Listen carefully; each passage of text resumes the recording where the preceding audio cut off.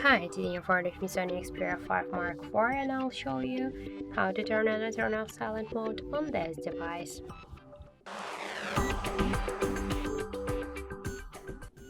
So just to do that, we should press up or down one button, and after that you'll see here this bell icon. So click here in the bell icon and switch it to the crest bell. Now we can see that our calls and notifications, they will be muted, so this means that the silent mode successfully activated.